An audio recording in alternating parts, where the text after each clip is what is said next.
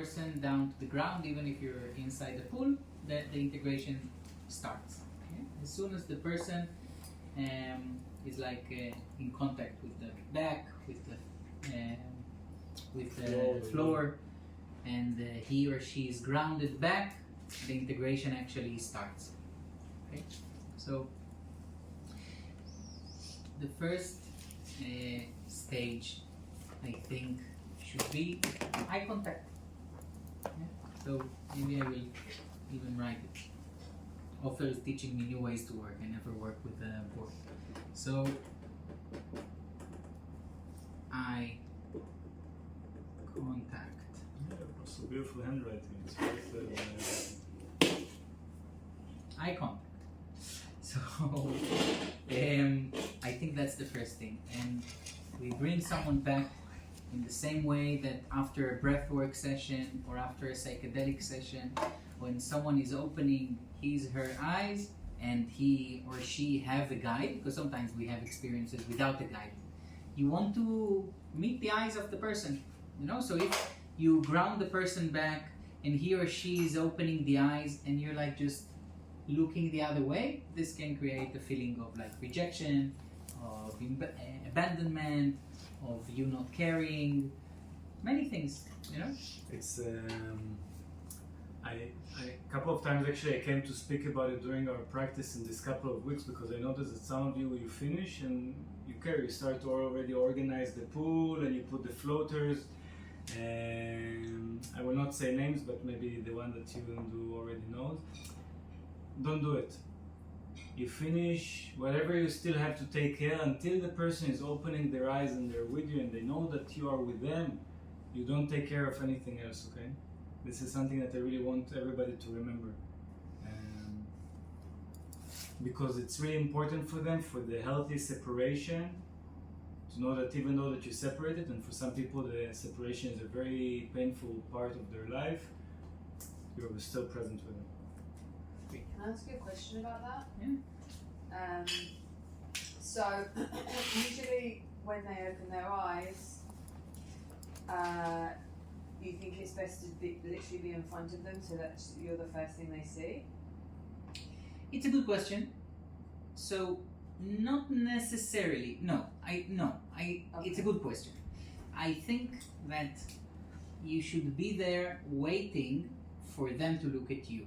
Because if you open your eyes and the first thing they see is you, it's scary. Yeah, that's and then you're committed to this reaction. Especially if it's like this. Yes, yes. Yeah.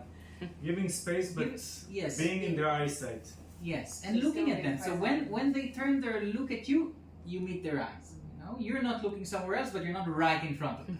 Yeah. It's a good point. So being in the eyesight is really important, because even if you come like standing like this and allowing them to see the rest of the pool, in that moment that they open their eyes, they might think that you left. Mm-hmm. So, you know, especially if it's a circular pool, be anywhere that is in the eyesight. And don't send messages or like take care of other things with your back to them. Be in the eyesight and present with your face. Mm-hmm. And then I think the next stage is probably, I guess, asking, or you know what? I'm bringing this back to you. Or like one way could be saying something. How do you feel? Yeah. Another way can be just to wait for maybe the other person to share. I don't think that there is any strict protocol as far as my knowledge goes, but I think that this should be an open space for the person to start sharing. But the person should also not feel rushed into putting things in words. Yeah, we're still in the water, everything is really slow. She just now touched the floor for the first time and opening her eyes. She shouldn't be like ready to right away speak. So what I usually suggest is during the opening conversation, we're already creating the consent that in the end we are willing to make integration. We will be waiting for them to speak, and we're inviting them to know that whenever they are ready, they are welcome to do so. And if also they will feel that they don't have words or they're really filled with still the sensation, we will be with them in silence. And it's also good to allow the people to be in silence in the pool and to still have time to integrate what they feel. And something that what I noticed in the past, especially with people that have less experience, the question like the giver will initiate immediately the conversation, because also it's a little bit lack of confidence. How was it? Kind of like also asking, I was good enough, I was not good enough. We don't want to go there. We want them to know from the beginning that they will be invited, and also we want them to know that they are welcome to initiate the beginning of the conversation when they feel welcome to that. We can even give them like guiding questions, something like, you're welcome to share with me how did you feel physically, emotionally, spiritually, in the relations. Those are the things that you're welcome, that we will be closing the session with. So they have like some kind of general guideline, and they have the permission also to stay in silence, which I got actually several times in the past, especially from people that already work in psychotherapy or in body work. They say, well, it's very rare for me to be permitted to stay in silence and to still elaborate things while the other person is with me. Because when in this society that we live in, there is kind of like silence usually are awkward. People are not permitted to just stay kind of like soaked in what they feel. And we see that also many times people finish the session and immediately kind of like they open and, yeah, it was like this, it was like this. So be with it for a moment. Be with it for a moment and then tell me like really what is it that you feel. Not obligated to kind of like make me pleased or anything. So you give this orientation in the Before we start to float, I give the update already. Also, usually like for me it's really important to say also how we will finish. Because otherwise, many times when the bodies start to go down, some people will open their eyes and think, yeah, maybe this is the end. We will finish when we'll come back to the wall, you will be landed, we will depart with a touch, I will be with you in the pool, I will stay with you, and I want us to integrate what you experience. And you're welcome. When you will feel comfortable and ready, you can speak to me about those topics. Or if not those topics, you can say, welcome to share with me 3 things that are still alive in you, or like something that just giving them some kind of direction of like how can a sharing can look like. Yeah. So I wrote open space to share and slow pace. Yeah, we are leaving an open space for the client to share.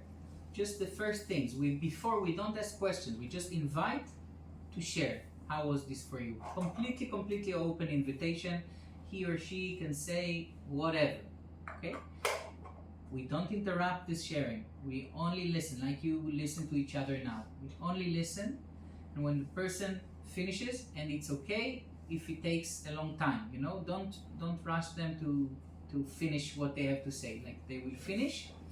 If they start really to talk too much, it's like 10 minutes. They don't stop talking. You can maybe say, okay, let's start wrapping this up, and you have time frame also to work, but give them at least 7-10 minutes to talk completely freely, and then I think that's the stage where we slowly start to get out of the water. Yeah? And again, the pace should be very slow. Like Ofer said, it's not like, okay, session finished, like we're going like. It's really good that the people will be still able to stay in the space of the water, very fluid, very soft, very round, and to stay in this atmosphere. And then it's good if you can plan the time so that you can leave enough time to sit outside of the water and have one-on-one conversation. It can be 10 minutes, it can be 20 minutes, it can be half an hour.